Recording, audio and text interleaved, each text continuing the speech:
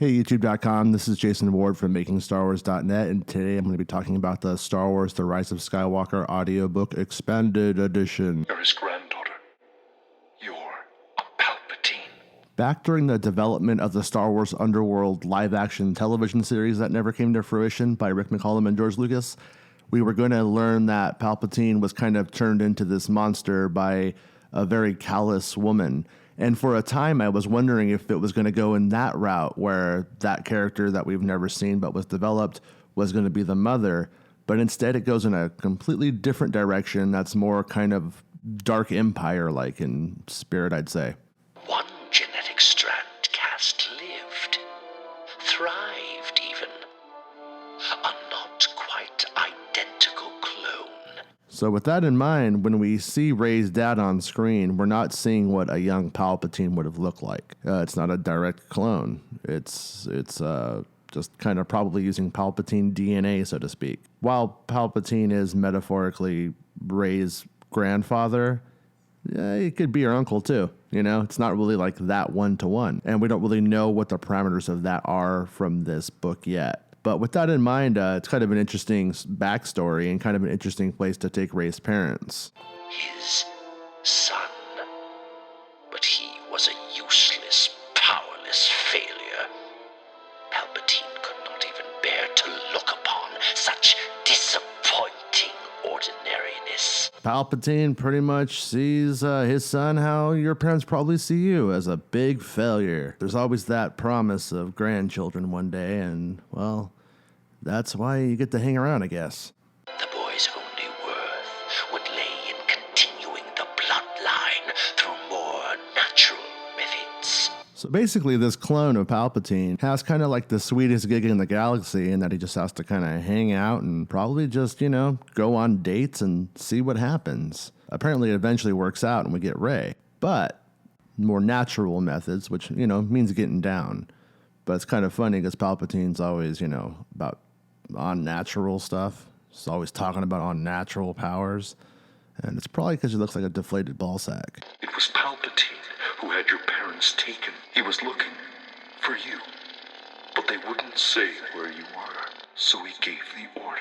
Oh, he hooked this guy up. He gave him life. Probably let him spend Sith Exegol money to go out on these dates. And all he wanted was the baby. It probably was a spoken deal. But when it came down to it, they kept the baby and they ran.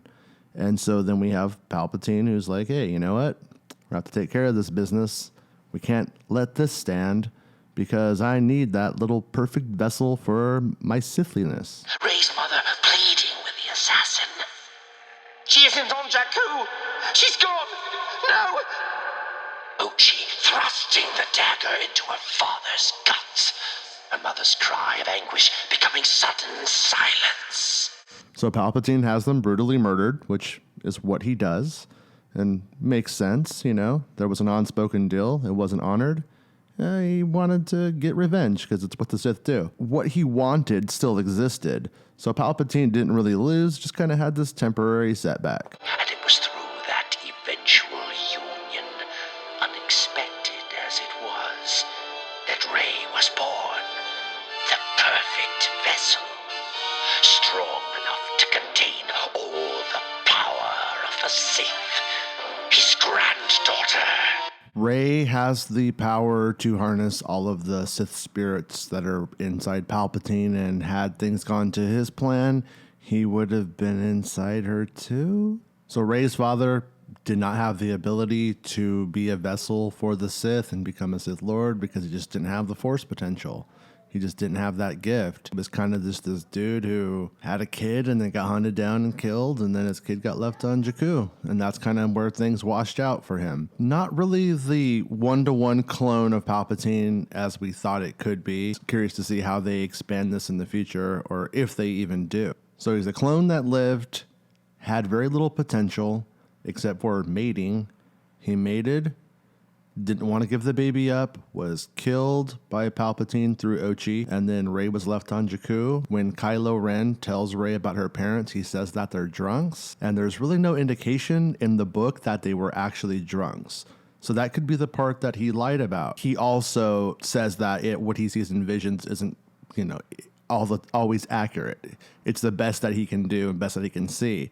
So there's a chance that if they were just kind of, meandering, drinking and subsisting and being, junk traders and stuff like that just to get by. And that was Kylo's value judgment. But with that in mind, we know the gist of Rey's parents' story between the film and the audiobook and all that it ties into with cloning and Palpatine and that kind of jazz. So pretty interesting, kind of fun. Kind of would have liked more in the movie about this that kind of explained things a little bit more, but I'm sure it would have just bogged the movie down and been boring. So I enjoyed the audiobook a lot. I really suggest picking it up.